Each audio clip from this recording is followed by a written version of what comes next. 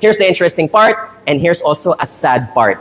Doctors are licensed at times in triage to abandon certain patients who are going to pass away because there is no point, and that you have to put your effort and attention to another patient who's likely going to survive. Question, can we relate to this in our personal lives?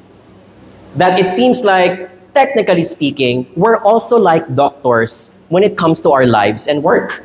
Yes? At meron po tayo mga pasyente. Question, sino po ang mga pasyente natin sa buhay natin? Apart from the real patients.